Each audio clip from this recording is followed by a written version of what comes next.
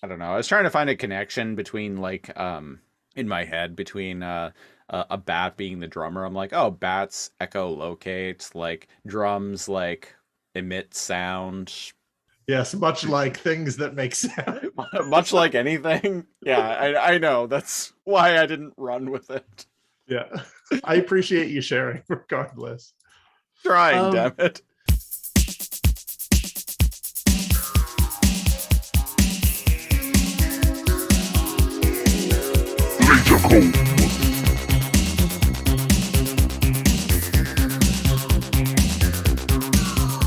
Welcome back, listeners, to your favorite podcast, The Laser Comb, where two 90s kids comb through classic TV shows with a fine-tooth laser.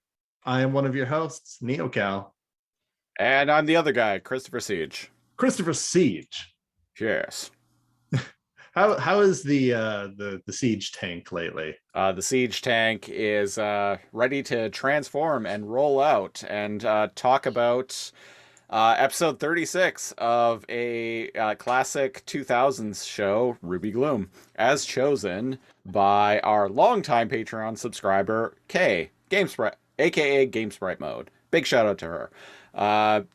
This month on the LaserComb podcast, we have dubbed this Patreon month, so every episode of the LaserComb podcast this month is going to be dedicated to a Patreon, dedicated to a random episode of a show as chosen by our Patreon subscribers. And this week, as I mentioned, we're talking about Ruby Gloom. We went to randomnumbergenerator.org and landed on episode 36 Yeah. of Ruby Gloom. This snuffed Murdoch Mysteries, which is still on the air. Yeah, so full disclosure, Kay's original choice was Murdoch Mysteries, and we're like, oh, hey, cool, yeah, that'll be fun. I had seen an episode of Murdoch Mysteries before at the gym of all things, and was like, oh wow, this is actually better than I was expecting. Yeah. But then, right as we were doing prep work for Patreon month, I discovered that Murdoch Mysteries is still on the air, and I was like, oh shit, that actually violates one of the that makes it ineligible for as a choice for the LaserComb podcast according to our criteria. So I reached out to Kay and asked her, I'm like, hey, so can't do Murdoch Mysteries because it's still airing, bewilderingly enough. It's on its like 12th season or something like that. That's why we were shocked. We were like, what? Still in the air? Wild. Yeah, it's been going since like the mid 2000s. And she was like, oh shit, how about Ruby Gloom? And I'm like, cool, let's do it. And here we are. And here we are. We are covering episode 36, as Siege mentioned. Frank and Len Unplugged. So one thing that Siege has pointed out to me is that this is a TV show that came about based on an apparel line. Right. Of characters. Yeah, we've done a ton of shows on this and various other podcasts that we've done based on that are shows that are based on toy lines. Like that's a really common thing. Yeah. I feel like this is a first. Where a show is based on an apparel line. Yeah. Yeah, we've never done a show based on clothing before. Usually it's the other way around. You know, kids' cartoon comes on and then t-shirts and toys are made and stuff. Merchandising. First thing off, baseball's really the flamethrower. I like the anime. Like I like how it looks. Like I dig it. I dig the like creepy dead gothic children. Yeah, it's cute. It's cute. It's cute. The style of it is nice. And it's animated like it's animated and directed like really well. But before we get into the actual episode, like I want to put it out there that I'm going into this with the awareness that this is like YTV Treehouse episode. This isn't for like kids like 8 to 12 like the rest of the shows that we review. This is like like 5, 6, 7, age range, and so I'm gonna try to be not too judgmental of the very simplistic story of the episode here, because again, there's a lot to like here. It just is definitely a younger children's TV show, which is fine. Just wanted to throw that out there. How did you feel about Ruby Gloom? It's a cute show. Cute show. I can see why like a little girl with like kind of alternative, like leaning toward like the one who's gonna grow up to be like a goth kid. Like I can see why this show would appeal to them. Well, Totally. so many little kid shows aren't like this, Mhm. right? Like they're very they're like Franklin the Turtle, Little Bear. Maybe that's even younger than this audience. I was gonna say, Stuff that's like wholesome. I feel like this is a This is a little slightly, bit older. This isn't Teletubby stuff. This is, like I said, this is like 7, 8 to 10, yeah, maybe totally. 11. Yeah. Yeah. It's cool. Like it's, I don't really know. Is there anything like this that you can think of?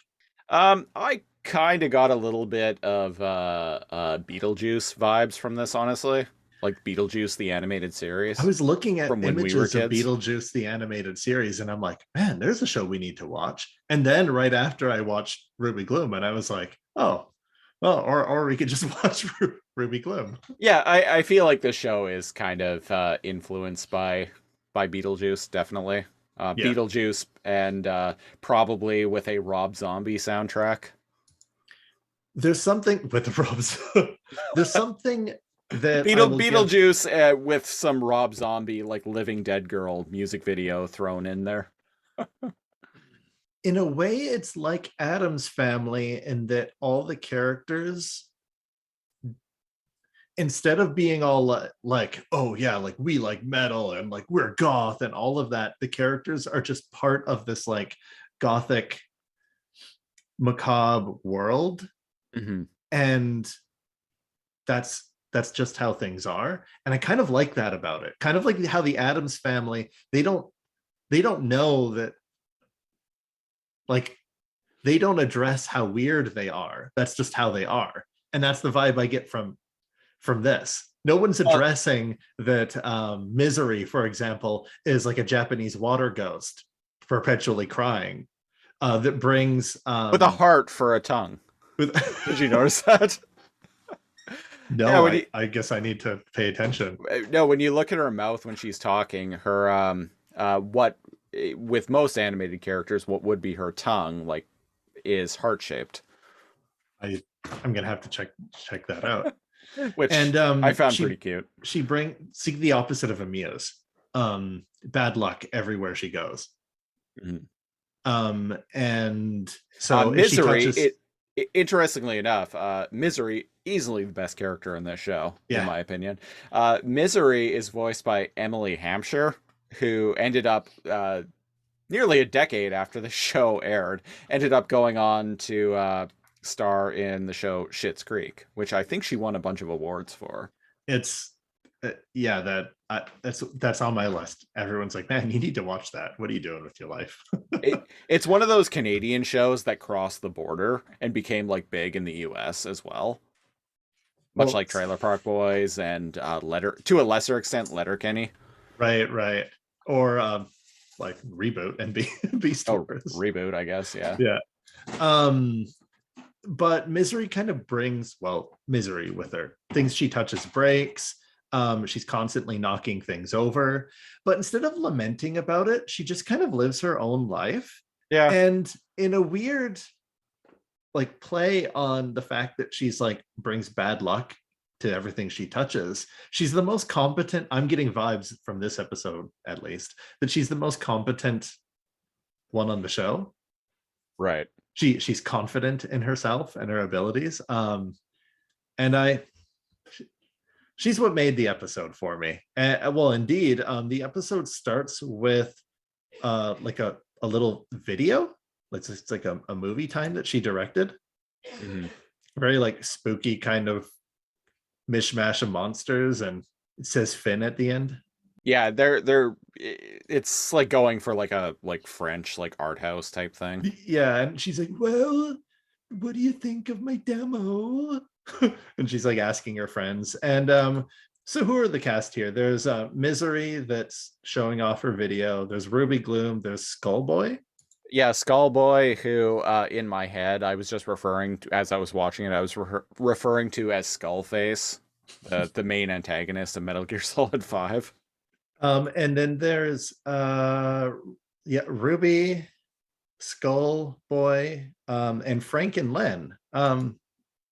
Frank and Len are the topic of this episode. Yep, they are the titular characters. They are And a two-headed pair of blokes. yeah, conjoined twins. But kind of Two-Face in that sense that like one is blue and one's green. One has control of the left side of their body and the other has control of the right side. And every single twin or conjoined twin joke you could ever possibly think of, they cram in this episode and then hit you over the head with it again and again and again and again. And I'm okay with that. I'm okay with that. It's just, it's a lot. They make the same jokes over and over and over. And I'm like, I understand the episode's based on them, but wow, will we wow. They even do that trope at one point in the show where it's just like, oh, Ruby, can you tell Frank that I'm not talking to him? Oh, Ruby, can you tell Len that like I'm not talking to him either? Like Yeah, that. yeah. That's an old sitcom trope. They even also do the old sitcom trope of like like uh roommates not getting along, so they paint like a line down the middle of their apartment. Including down the middle of their body. Yeah. So I actually so left it at so that. yeah. So in this episode, they know what the writers know what they're doing. Yeah. Like they're poking fun at sitcom tropes with this They episode. mash every single sitcom trope you could possibly think of that have to do with like roommates or twins or siblings or that kind of thing. Hmm. So what happens here? They kind of blow smoke up Misery's behind a bit, and they're like, "Oh, that was great." Yeah, and Skullface is like, is it Skull? I feel, yeah, is it Skullface? I don't It's know. I watched this once earlier. well, there's a Skull. crow. There's a dapper dressed crow who lets the kids know. Now remember, it's always nice to let people down by saying something Oh, nice okay. about. So I couldn't remember if it was the crow dude or if it was Skullface who said that. Yeah, the crow is kind of like a mentor gentleman to the kids. Instead of just calling him Crow, I'm gonna look up the character's name. And Two Head's reaction is like legit, like, oh no, we love that. Like, yeah, it was great. Yeah, yeah, but he was all like, oh, let him let her down nicely, but no, the kids liked it. Yeah. All right, there is. Why won't it tell me the Raven's name? That's weird. Oh, it's Poe. Poe, Oh, the Poe. bird. There we Quote the go. Raven nevermore. Edgar Yeah, Allan yeah. Poe. Yeah. It's a Raven. Yeah, Poe. Yeah. There we go. His name is Poe. Yeah, it just clicked in my head. I'm like, oh, right. When you said Raven, it dawned on me. Oh, yeah. And yeah, Frank and Len are like, oh my God, we loved it. That was great. And Poe is like, no, no, I didn't mean that easy, because let someone down easy. But no, everyone genuinely loved it. In fact, they want to hire Misery for their to be a director for their like rock and roll documentary about their band. Speaking of rock and roll, the theme song very Yeah, much sounds like a rock song from the 2000s. yeah, Like very, very, very much so. yeah, yeah. I'm okay with that. Yeah, it's not. It's a product of its time, right? It is. Yeah, it's not. It's not even like good or bad. It's just. It's It's the. better than Frank and Len's music. Let's let's just say that. It's better than the theme song to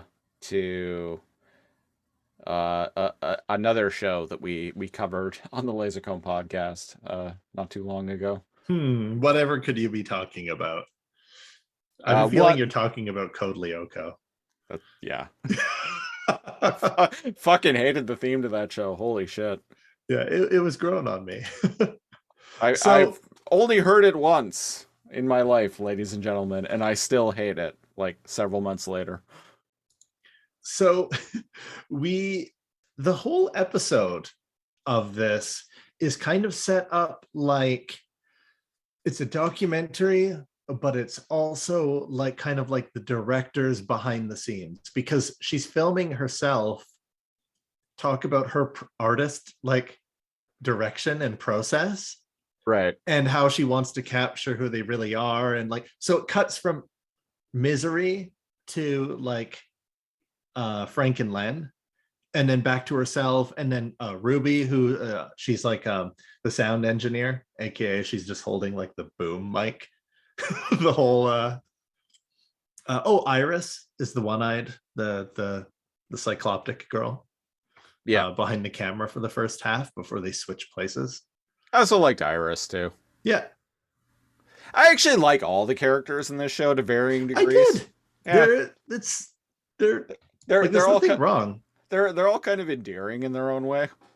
Yeah, and I was just being like, oh, like, you know, disclaimer, oh, this is a kids show or whatever. I don't like it when there's like conflict. Like the Len and Frank conflict for me went on too long. I just wanted them to get along. They do.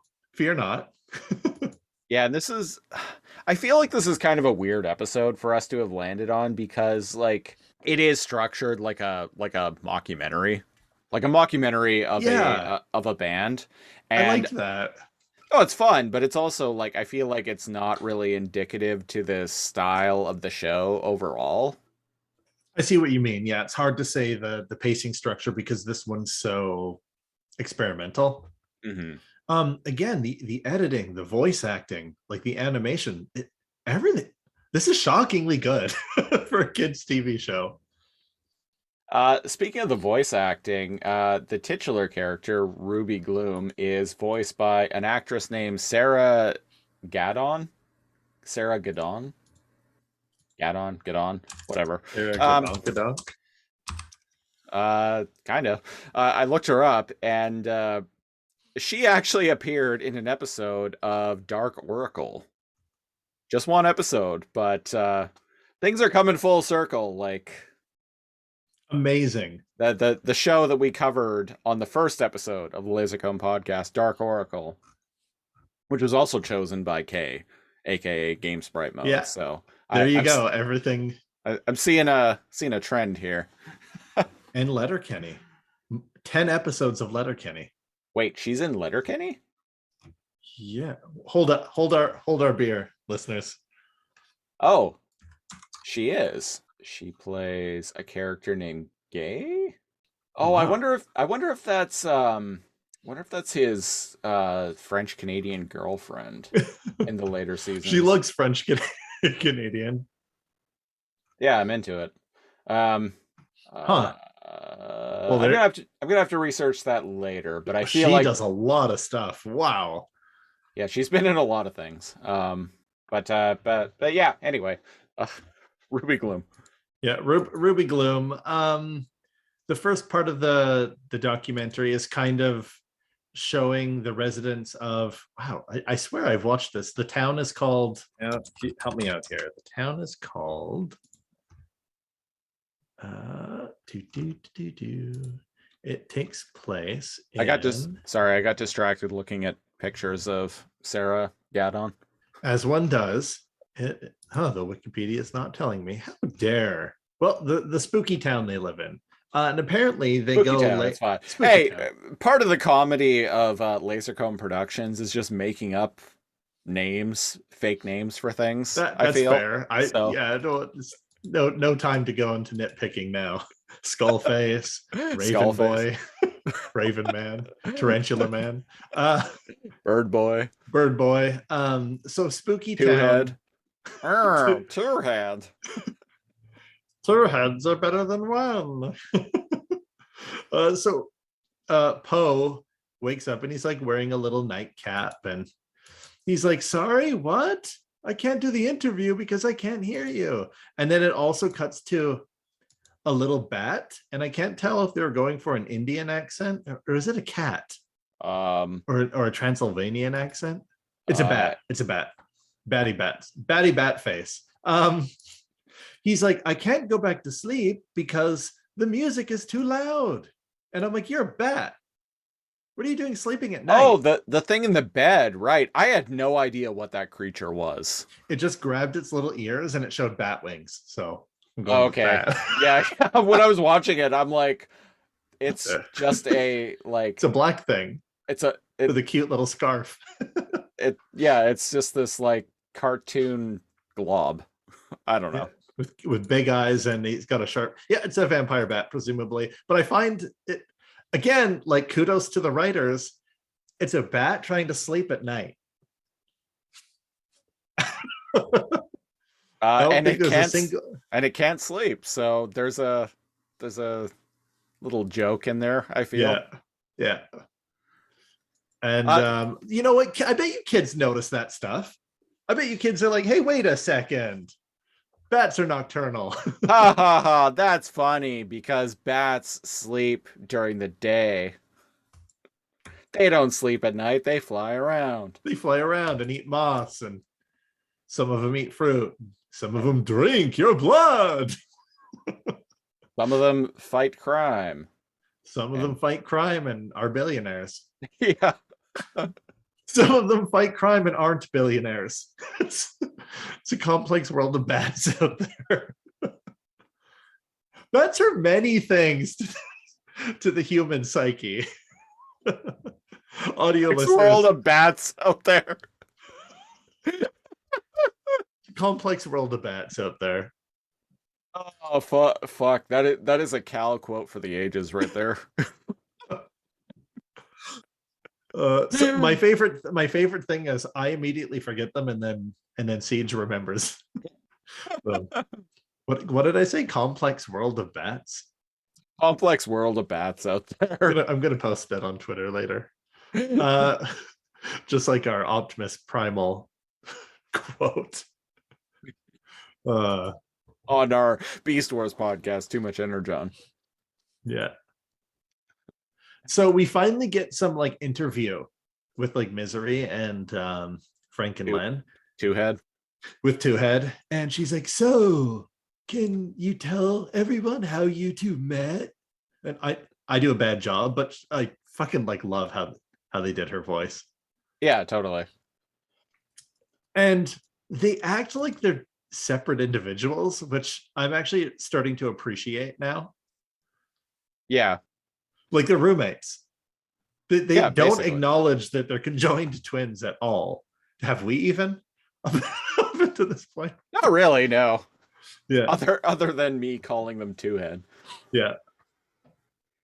Um So the yada yada is one of them says, I conducted an extensive search looking for band members, and well, this guy answered the call. And I'm like, yeah, you searched far and wide, hired a Hollywood agent. Yeah. And speaking of their Hollywood agent, so their band manager is Skullface, wearing like a fedora hat. God. And some aviator shades. And who's immediately adopting the role of like a scummy like Hollywood executive manager type. Yeah, and he takes on this like kind of New Yorker. He puts on this like New Yorker accent on top of it. It's pretty great. And they even like call attention to it. They're like, "Oh, like why are you talking like that?" And he's like, "Oh, and I'm paraphrasing, but he's like, "Oh, just, trying to get into the character of it." Yeah. I must come from a long line of managers because, like, this comes natural to me. They need someone to take care of the nuts and bolts of things, someone who ain't afraid to get his hands dirty. And indeed, he bada bing, bada boom, bada bing, bada boom. He's got two heads, big fucking deal. Or should I say they have one body? because they are two separate individuals. That's a question. That is that's something we need to talk about, have a conversation about. Clap hands emoji. He's two people with one body. And I love how he goes to negotiate hardball with Misery. And he's like, hey, before these guys even start, before you film anymore, these guys got to get paid in licorice, the highest quality licorice. Red or black, your choice. And they're going to need a cut of the profits for all Frankenland merchandise. You hear me?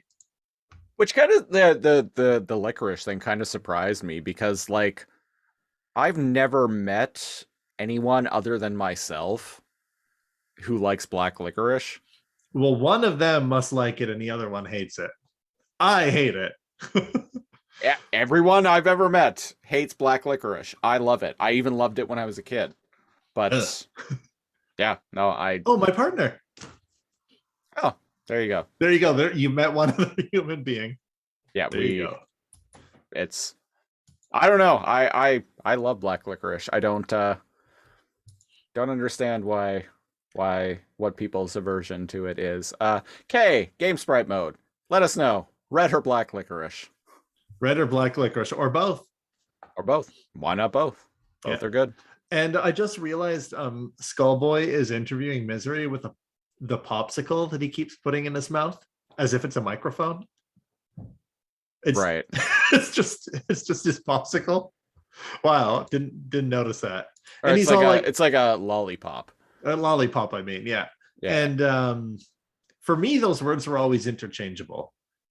And then I stop and think about it. I'm like, wait a second, popsicles are frozen treats. Popsicle is actually a brand name. Oh, well, there you go. It's that term. It's a genericized eponym. And I run into this working at a grocery store and managing a frozen food Popsicle's section. A name brand. Yeah. People will come in and just ask for popsicles, but like they're not specifically like necessarily looking for the brand popsicle. They're just looking for something like that. Right. Oh, growing up, those like frozen like treat thingies that you go in the plastic kind of like weird tube thing, but like the edges cut your mouth because it's clearly just sealed on the outside. Everyone calls them freezies, but freezies is a name brand. It is a name brand. The other big name brand at the time, I don't even know if they're still around, honestly. Mr. Freeze, yeah. Yeah. So everyone I knew called them freezies or Mr. Freezies. Yeah, freezies or Mr. Freezies, yeah. Yeah, you're right. They always like fucking cut the side of your mouths. Right? You know what? I used to cut them in a triangle shape. So I used to cut them rounded, like to make a semicircle at the top, right? So that if it did touch the sides of my mouth, it would glance off of it. So I'd always cut mine into like a perfect semicircle, just sit there meticulously cutting it. I would snip like this and then like that. Oh, okay, so that you don't have to worry about the sides. So I don't have to worry about the sides at all. Yeah. That was 8-year-old Christopher ingenuity right there. Do you remember when the plastic ones that were in like tubes and they didn't have the sides that like cut the fucking sides of your mouth? No, do you remember when those came out?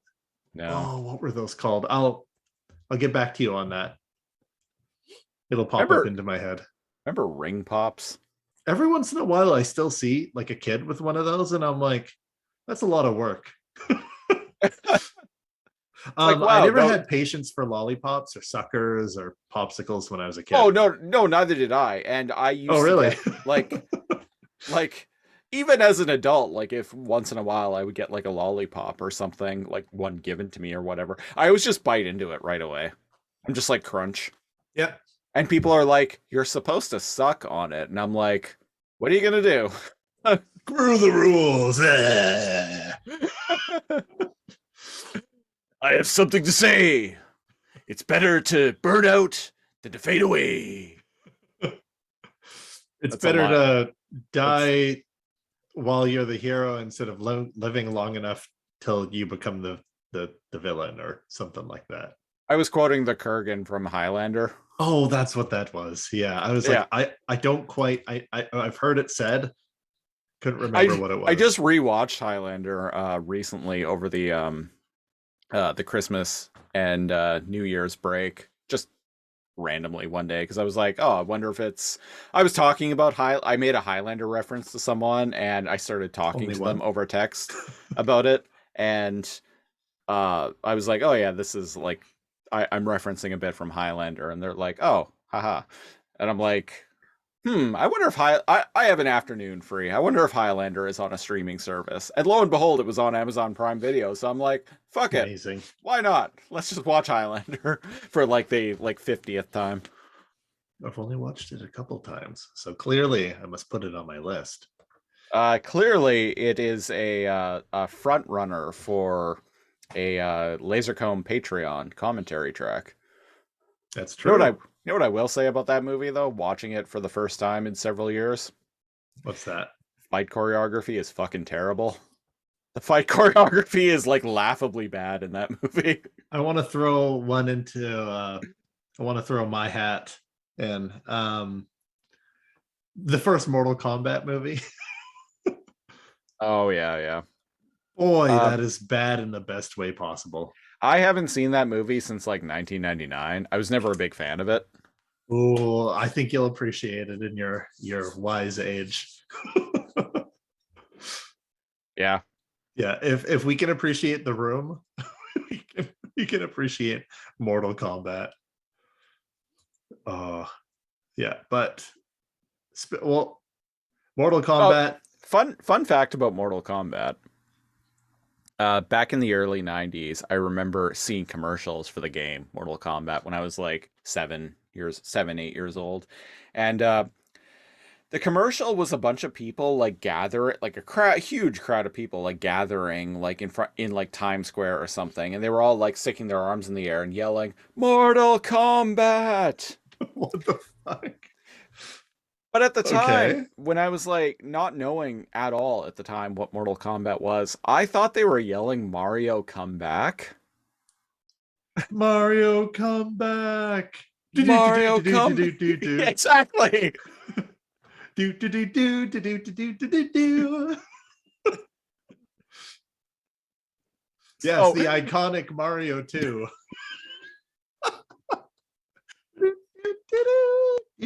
we got Yoshi's Island.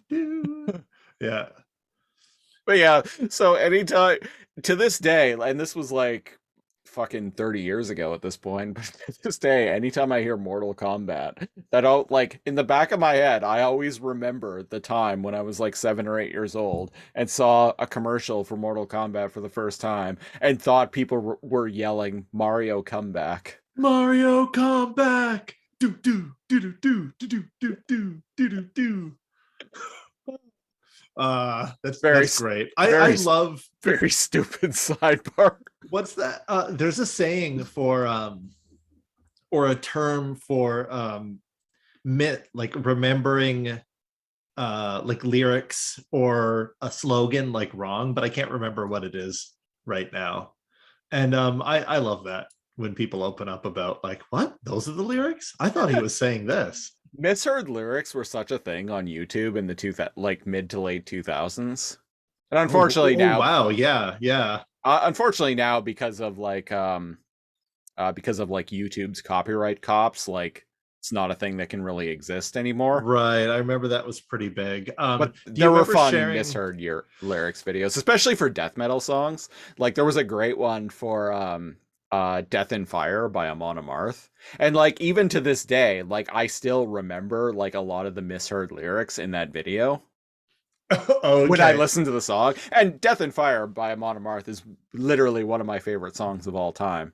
But I can actually sing along to the misheard lyrics from that video from like 15 years ago.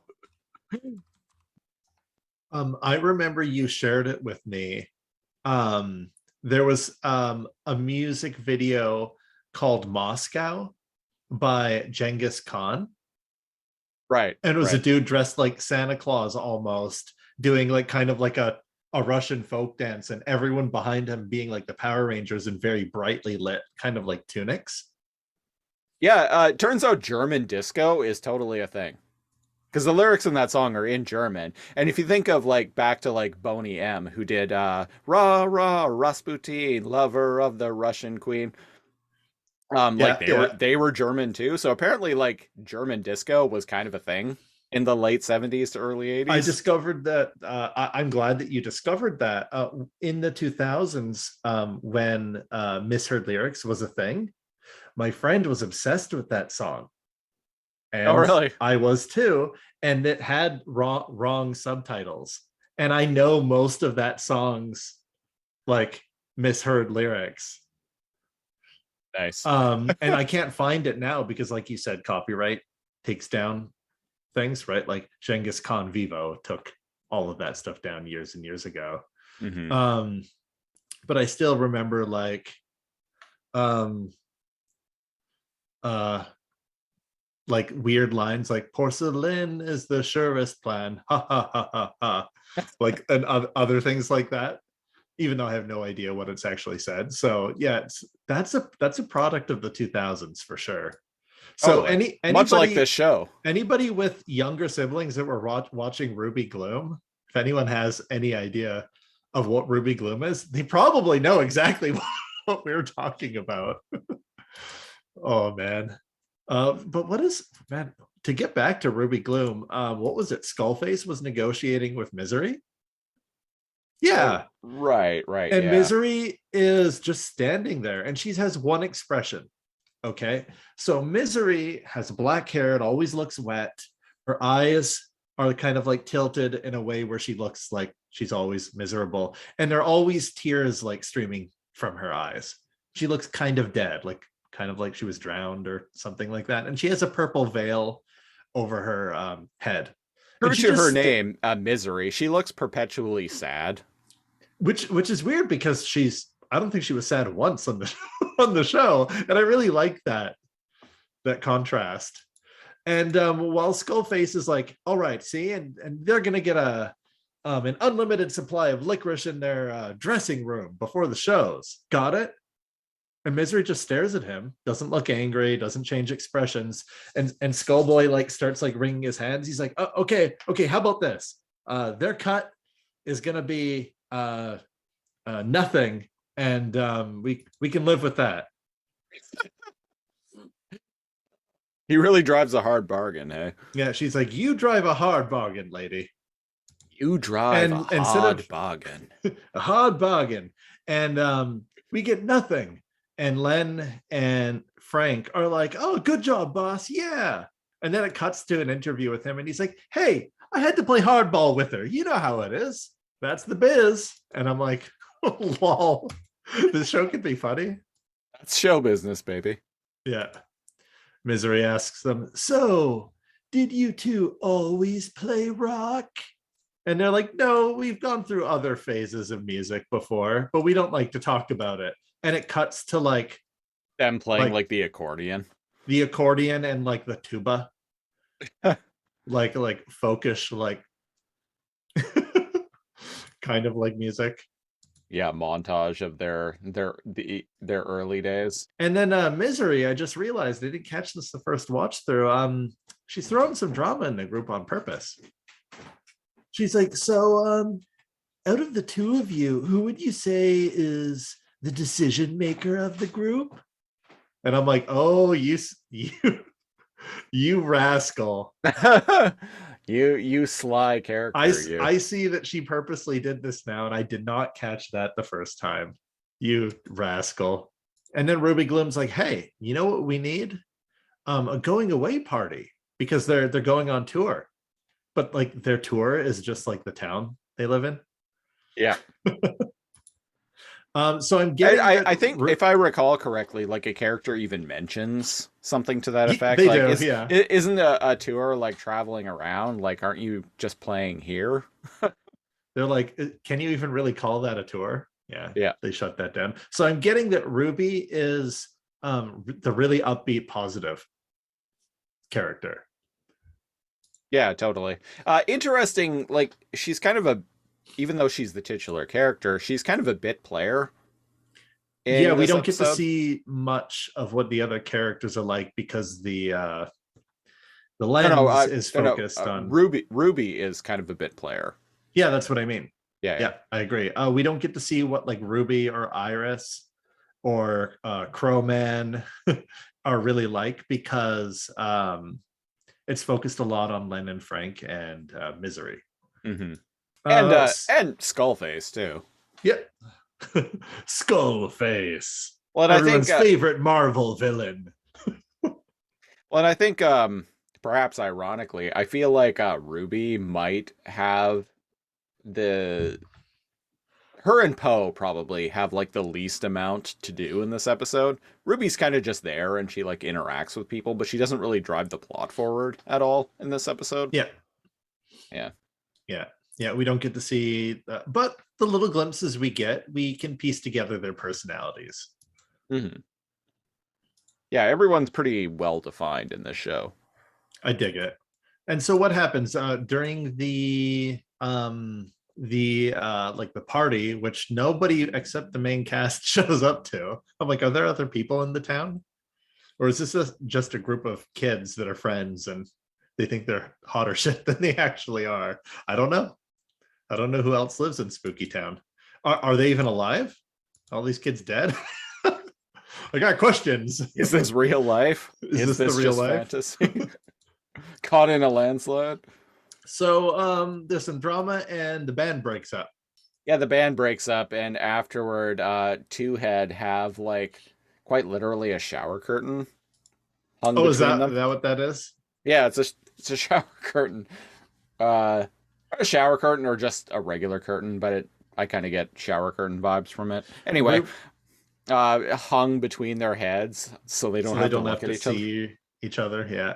Yeah. Ruby is like, oh, stop filming.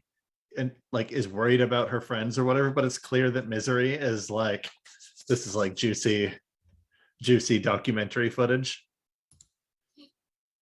Yeah, yeah. Misery goes to, or not Misery. Ruby goes to have like a private conversation with someone, and I can't remember what it was about. But Ruby comes to the camera and says to Misery, like, "Hey, stop filming, please," or like, "Hang back for a minute or so." Yeah. So, and like Ruby goes off like really far away from the camera to talk to this character, and Misery like hangs back for a couple of seconds and then just zooms back in so we can And then just so we yeah. can hear what private shit they're talking about. And it's funny. I like the idea. Probably never noticed this as a kid that zooming in somehow acts like an amplifier for a microphone as well. Well, as someone who has played Metal Gear Solid 2, I knew I was just going to bring that up, and I was like, "You motherfucker! If you bring up that the stupid directional microphone. with Raiden, like, were you Raiden at that point? Yeah, you're right. Yeah, you were. Yeah, and you're like moving like because you're listening for the pacemaker, but you can also overhear Revolver Ocelot. Yeah, Ocelot talking to Solidus. Yeah, there's a bit in that same area in like Strut 2 Knew you were gonna freaking bring that up. when you're trying to If you find know Ames. anything, yeah. When you're The trying to more you find zoom Richard in. Ames. Right. You're Ames, aren't you? And he has a big question mark above his head as he looks at you. Listeners, I actually just replayed through. I've played through Metal Gear Solid 2 probably at least 40 times.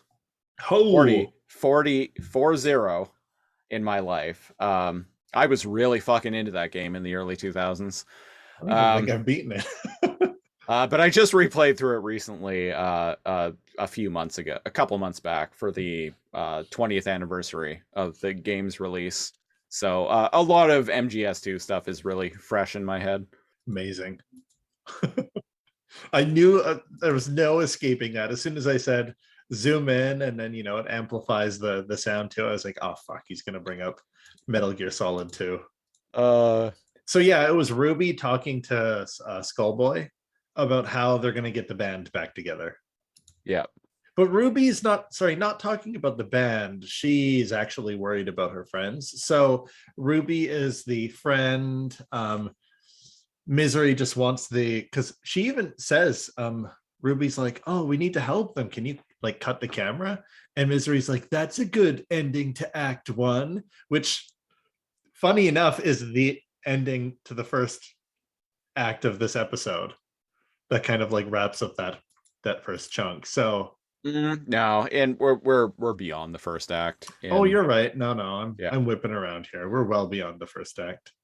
yeah. In television, television is actually like TV structure is very easy to nail down because television acts are structured entirely around commercial breaks. Yeah, I was gonna say, I was not looking at where the marker was and had no idea we were this far into the episode. So yeah, there's some interviews with Frank by himself with the shower curtain blocking his view from Len. Then there are interviews with Len blocking his voice, but there's kind of like pained memories. They're like, oh yeah, I remember when that happened. I do And appreciate the fact that Misery is straight up like just trying to like find dirt and like create tension just for the sake of like making a better movie. yeah, that's I appreciate her. That's some It's Hollywood shit right there. she's subtly That's some OG manipulative, and Hollywood shit. that's fun. Yeah, subtly like innocently manipulative. Hmm. And there's a scene where they're like packing, and he's like, "Oh man, what was it? Oh, he's holding up half of jacket. Len is the green one with the eyebrow piercing, and Misery's like, "What's that?" And he's like, "Oh, it's Frank's sweater. He gets cold sometimes on the bus. I guess I don't need to pack this." And I'm like, "Aw." And I like the idea that like only one of them can get cold, even though they have the same body. But maybe it's like a Frankenstein thing, like we had speculated earlier. One feels one side. So I have a question. Do they take turns wiping? Like, oh, it's your turn, and tomorrow's like the next person's turn. Or also, is if he wanks one out, is that gay? I What uh, color is his dick? I'm asking. Is it split down the middle and half of it is blue and half of it is green? I'm glad you went there because it was in my head. It was in your head. We're all thinking it. Lasercomb is an adult podcast. Fuck all y'all. Is his dick like a Frankenstein dick and half of it's blue and half of it's green? It's got like the Two-Face effect, like just going all the way down. Yeah, all the way down. Yeah. One ball's blue. He perpetually Oh, has oh, blue and then ball. to get even more specific, like like is it just his dick that is like split colored down the middle? What about his glands, like the head of his dick? Is that one solid color? No, that's half and half too. Asking the hard-hitting questions here, damn it. Yeah. It's only not gay if they both use their hands at the same time. Well, then isn't that kind of a threesome? Two hands, you know? Two hands, one dick. It's kind of a threesome, right? No. Or That's a maybe they poor just don't because they don't want to see each other's dick. that's a lonely man's threesome right there. A lonely man's threesome. I guess he can never use his offhand to make it feel like somebody else. Take some lipstick and like draw some lips on his hand. Oh man. Also, if one is asleep We're like and the other one's awake, we're like regressing into like jokes we were making when we were 12. yeah. Well, that's what'll happen. And I like the scene transitions, by the way, for the documentary. It plays this kind of like organ music. It's very got like grainy filter, and it'll show like Misery just like walking through a beam of light down a dark hallway, and she'll like narrate on the road. And I'm shocked at how well made this is. I was not expecting that. Yeah. So where are we at in the episode? Are we at the final concert at this point? Yeah, they go in. Apparently, they can't. They have to share a bus, and they lament about that. Instead of a bus, it's a fish packing van that's freezing on the inside. And I'm like, wait, don't you have parents? What? I need to know what's going on here. Who's driving this thing? What is this world, damn it? What is this world? Yeah. Any good childhood memories? And it shows the first instrument they rocked out on was a xylophone, which I thought was cute. Oh, right, right. And the green head like thinks Len. it's a yeah, thinks it's a guitar. Yeah, and Frank was like, it was a xylophone, Len. And he's like, right, right, a xylophone guitar. A xylophone guitar. And then they start to laugh at each other's jokes again. And Yeah, they I fences dig are that. beginning to be mended at I this liked that joke. He's like, ha, ha, ha, a xylophone guitar. a xylophone guitar. And at first I was like, wait, would only one of them use the frets and the other one would strum? And I was like, oh no, they'd probably switch. They could switch. Yeah. Yeah, they just switch. Yeah. One of them's probably better at it than the other. Would be my guess. There's a joke early on in the episode where it's like in the documentary where it's like goes slow motion and kind of zooms in and it's like Len lead guitar, and then they like switch hands over and it's like Frank lead guitar, and I'm like, hold on. The hand motion you did there reminds me of Bill and Ted's Excellent Adventure, the Wild Stallions, like in the future. The Yeah, like that's the swirling universal peace sign. I yeah, love yeah. that. Audio listeners are like, what the fuck are they talking about? If you've Yeah, seen the Bill and universal Ted, peace sign where you like slowly kind of strum in like a circle yeah, around your yeah, whole body. Yeah. yeah, yeah, Everyone knows it. If you're old enough to actually enjoy our podcast, you know what the fuck we're talking about. yeah. And I like how before we move on, Len is like, remember that time you dared me to super glue my butt to the chair? And Frank is like, oh, I can't believe you did that. And I'm like, that's both of your ass. Why would you do that? So Oh, yeah. That I I mean, like. that's the joke right there. Can we talk about how rock star they actually look before they're about to go out on stage? I actually really dig their looks. Yeah, Their they've got jacket is like leather and blue with checker pattern, and the other one is red with like sequins. And yeah, they've got I a dig really it. dapper jacket going on that has the Two-Face thing. So I like kind of want that jacket, so like a like leather blue and red jacket. one side is one thing and the other side is the other thing, and they both look like equally like rad in their own right. Yeah, Frank's glasses are kind of like they're golden and they have a single line. It's very like Tron or Daft Punk. It's got like a single line down the middle. But Len's glasses are very like Beatles. They just got like the big round like green lenses. The single line, what that makes me it makes me think of either RoboCop, like first and foremost, It's very RoboCop. There you go. or Yeah. Battlestar Galactica, the Oh, Cylons the with like the Cylons, light yeah. moving back and forth. Yeah. So he's got they're almost like stunner shades, but they just got like the single slit. Are those real? I kind of want those. I like how at the beginning I'm like, hey, this is a kids show, so I'm gonna be nice. But now I'm like, I'm appreciating this. And now I feel like you like this show more than I do. I feel like that must happen like 80% of the time, where we start off and I'm like, okay, disclaimer, I didn't really like it, and then I end up liking it a lot. I mean, like, I think the show is cute and all, but like, it seems like you're gushing about it more than I It's am. growing on me a lot. It's growing on me a lot. Yeah. I was like, oh man, I'm gonna tear into this. The only thing I will tear into is Len and Frank. By the way, there's hundreds of people in the audience, like with lighters, and they're screaming. So it's, unless this is make believe, like they're just pretending that they're envisioning people are coming to their show. But despite that, holy hell, can they not sing? Yeah, yeah. The song is just, I know what to sing about rock and roll. That's it. And they do the bit where they're like, what, Len? Are you here too? And they remove the shower curtain. He's like, here I am, buddy. The band's back together. Hooray! And the Problem bat, solved. the little batty bat, he's the drummer. Yeah, Problem solved, folks. And they rock out, and are people lighting? Oh, they're lighting candles, right? To keep with the gothic like theme. They're lighting candles. I'm like, what are they? Are they holding up joints? Because they're like holding.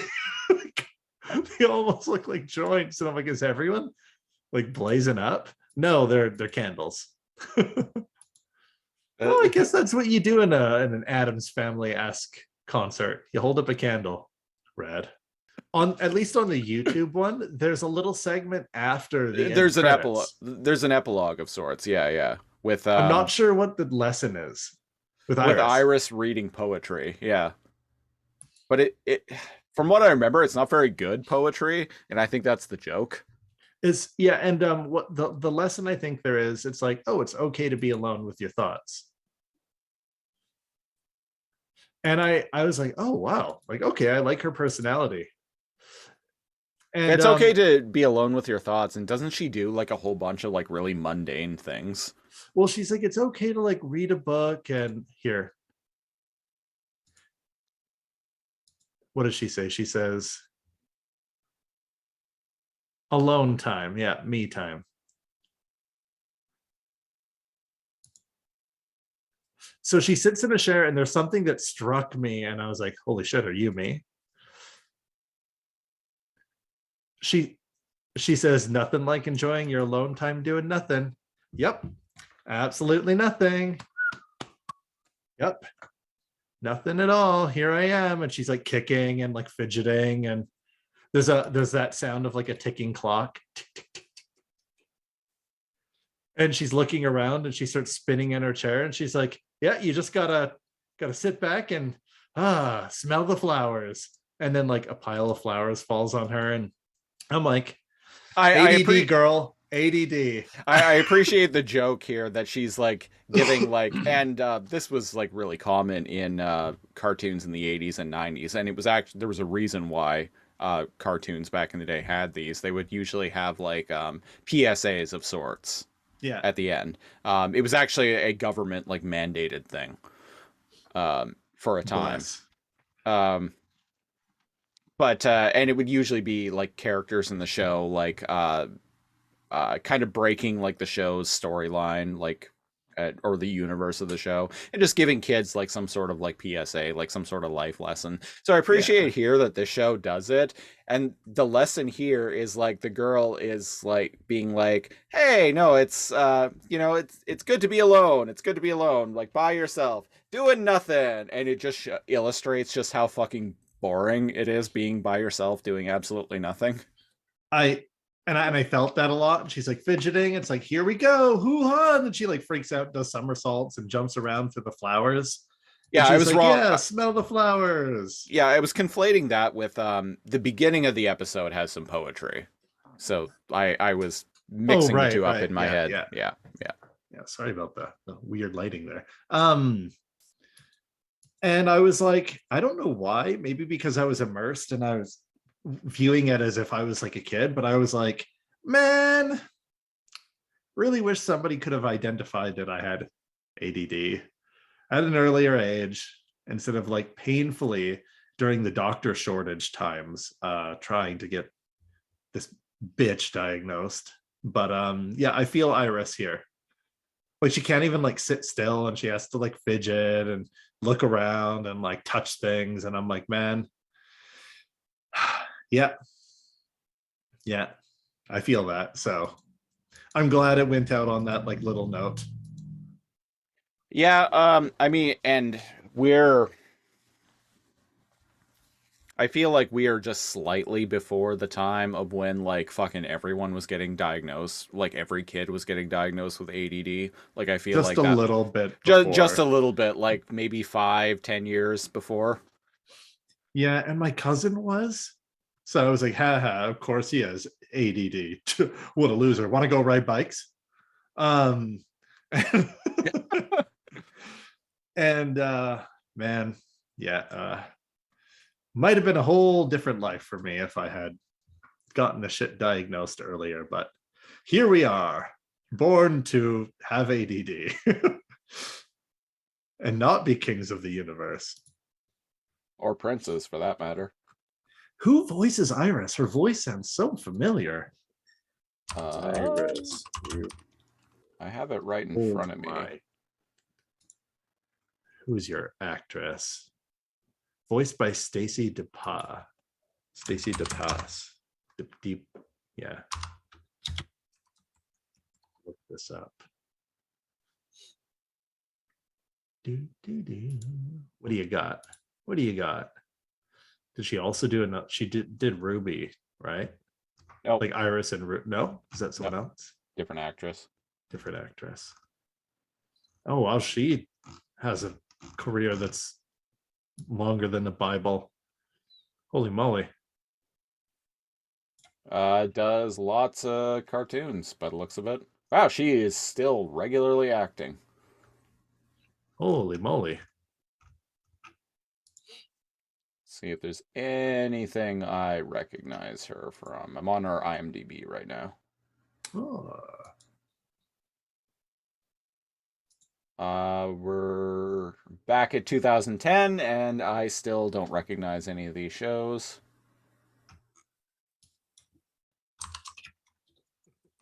Ruby Gloom.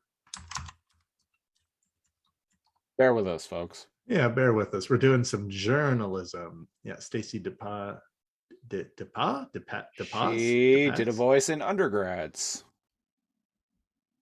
What? Hold up. Who does she play? It doesn't say, weirdly enough, but she I was in know. she was in 3 episodes of Undergrads, apparently. Because her voice is so, you know what? I might be able to place it. And you're like, well, I didn't need another excuse to binge through Undergrads again, but here we are. And yeah, here we are. She was in the episodes Risk, Work Study, and Rivalries. Undergrads, a show that we covered very early on in the Lasercomb podcast. Risk only in 3, so she can't be Jessie. No. Because Jesse's in more episodes than that. Could she be She Prime? No, she doesn't talk much. Oh, is she like the what are they called? Like the dorm like manager, the female dorm manager. I doubt she would have been old enough at that time for that kind of role. I But have no who idea knows? how old she would have been. Really interesting. Control F, undergrads. I love undergrads. I don't know. I'm looking at pictures of her on IMDb, and honestly, she doesn't really look much older than us. Right? So. Work study. To repay his debt, he gets a job. Wait, she's not Nikki, because she's in more. No, I don't she's know. in more. Anyway, I don't know. Let's move on. I don't know. Yeah. Sorry, folks. So, yeah, that was Ruby Gloom. I feel like Cal, you definitely like the show, correct? Yeah, it's not like something I can go and watch now. But like I would definitely like watch it with someone I was babysitting or I probably mentioned this on the show before, but I'm the oldest of like all my siblings and all my cousins. So, you know, we all kind of just babysat each other, never needed a babysitter, right? Like there are 5 of us. And so I got like kind of 2 decades worth of kids shows knowledge.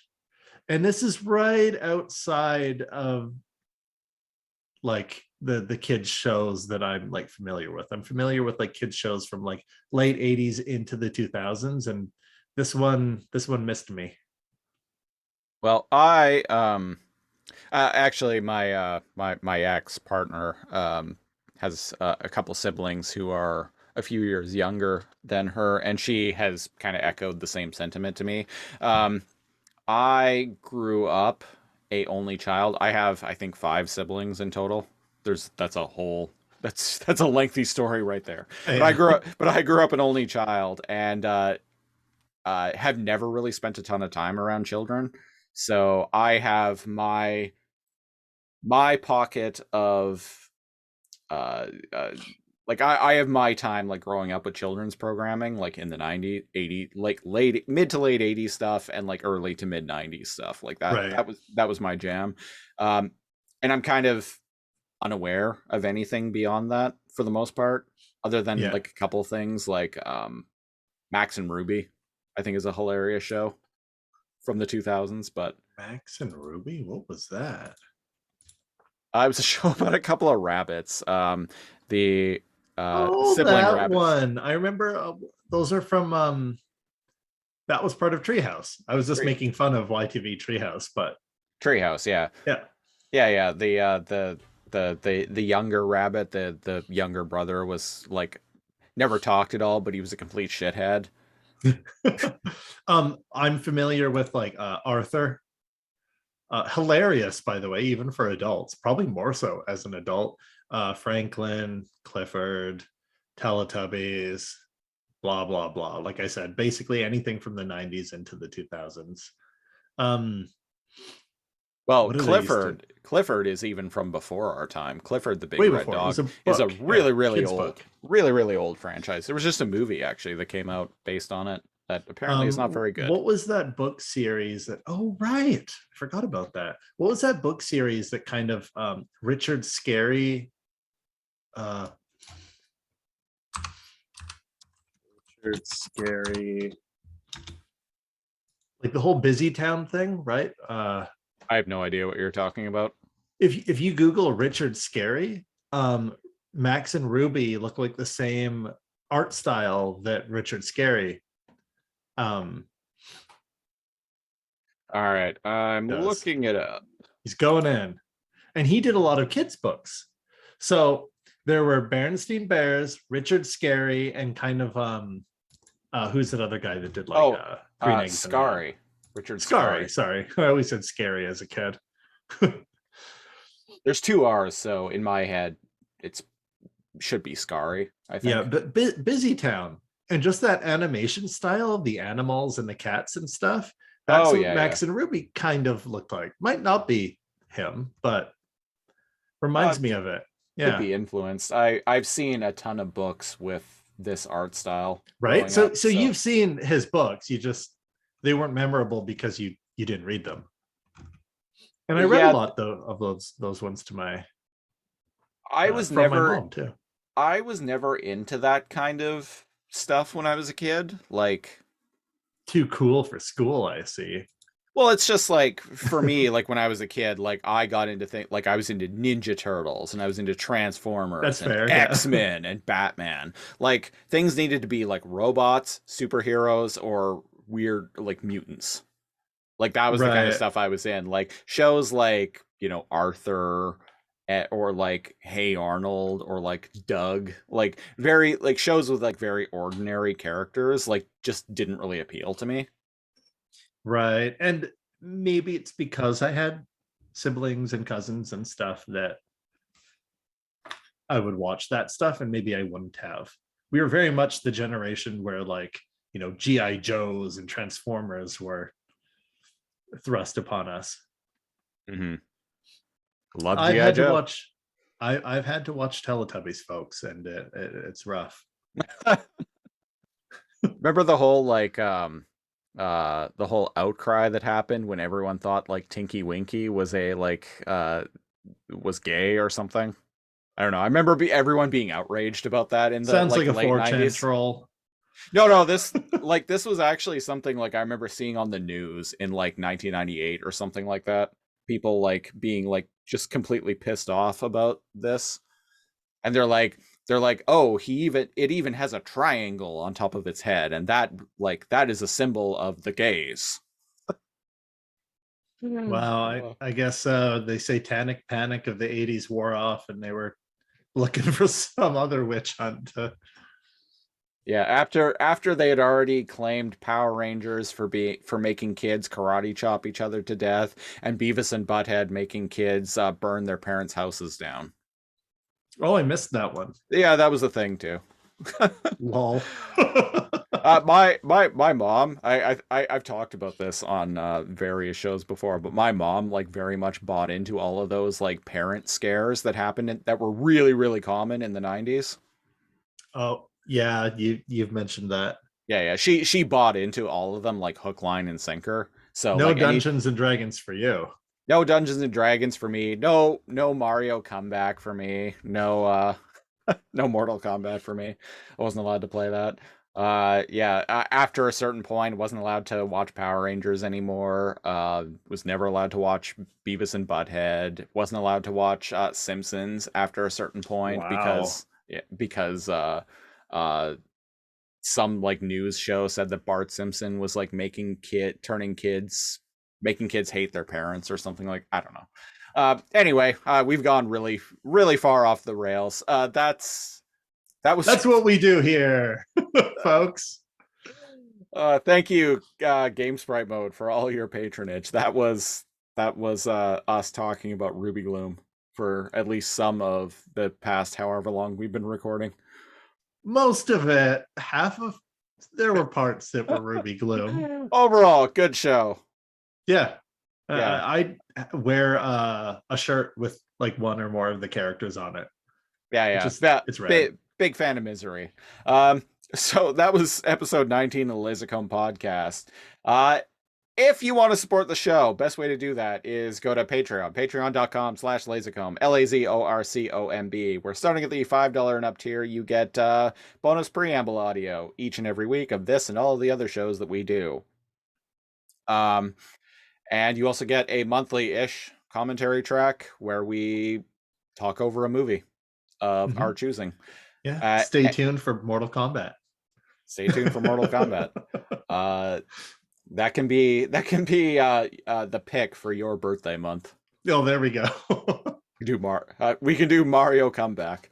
At the $10 and up tier, you much like our esteemed patron Game Sprite Mode, you get to choose a show for us to do this about.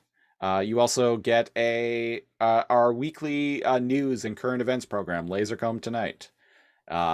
There's also a $25 tier where you get all of that, and I send you out a t-shirt after like 3 or so months. So patreon.com/lasercomb. Social media, if you want to follow us, go to facebook.com/lasercomb. Once again, LAZORCOMB.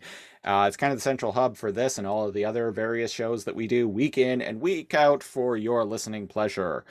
Twitter, you can follow me at Lasercomb, spelled the same way that I just spelled it, twice. Cal, you are also on Twitter, yes? Yeah, come follow me at NeoCal, NEO_KAL. As I mentioned at the beginning of the episode, it is Patreon month, so every episode of the podcast this month is going to be Patreon sponsored. With that in mind, we're going to figure out what we're going to be back with next week. So we're going to go to randomnumbergenerator.org. Bring up the whole share screen business here. A friend was watching one of the podcasts on YouTube, and they're like, "Stop touching your fucking hair, Cal." And I'm like, "Okay, anybody watching this right now, after I wash my hair, it is very voluminous. What's the word? It's big. Voluminous. Big. It's everywhere. Yeah, that works for me. Also, what? It's either I'm gonna fidget with something. Let me fidget with my fucking hair. Shut up. Right. We had a co-host mention something about me touching my hair all the time, and it's like either that or I'm touching my face, or better that than touching my balls. Sigma balls. All right, so next week we'll be back next week on the Lasercomb podcast with another Patreon sponsored show. This one is chosen by very long time listener, brand new patron, our boy Cone Killer Confusor, Christian. Big shout out to him. Big shout out to him. What? Cone Killer Confusor has a name? He does, yes. That's so weird. I've always just called him that. Just Cone Killer. Cone Killer. So his pick was Invader Zim. which is a show that I believe you are a fan of, Cal. Oh Yes. yeah. I Um, was going to choose it for this anyway. So it's kind of rad that we're both a fan. oh well, there you go. I am not a fan. Sorry to say, but I haven't The watched. Laser Code podcast, where I'm a fan of everything. uh, I am not a fan, but I haven't watched the show since like 2011. So, and I only caught a couple episodes. It was To at the be to be peak fair, of. to be Go ahead. fair, when I caught it, it was when I was in a roommate situation with a bunch of people I didn't really like very much. So that could have colored my perception of it at the time. Who knows? Probably, yeah. It was also out at the peak. It was Rick and Morty before there was a Rick and Morty. Uh, It preys that on the lol so random kind of. I don't like Rick and Morty, Art- so that's not really a selling point to me. that being said, I don't know. I I, really I like it. we're we're going to be watching it next week on the podcast. Whether you So like it or not. so I'm going to be checking it out for the first time in, well, 11 years. So anyway, apparently there are 27 episodes of it. So we've gone to random number generator, or just numbergenerator.org. So here we go. 1 to 27. We're going to hit start here. Stop. Episode 3. What have we landed on? Oh, there's two stories in an episode. So okay, so just like Teen Titans Go. It's a show I do like. Ah. We'll have to cover an episode of that on this show at some point. I'll put it up on a Twitter poll, maybe. Oh wait, it's still going. Never mind. Yeah, anyway, so there are two stories per episode. So episode 3, Parent Teacher Night and Walk of Doom. Doom. Doom. They originally aired on April 6th, 2001. There you have it, Wow. folks. There you have it, folks. That'll be episode 20 of the Lasercomb podcast coming next week. So keep an eye out for that. And until then, I've been one of your hosts, Christopher Siege. And I'm NeoCal. Thanks for listening. We'll catch you next week. Bye. Take it to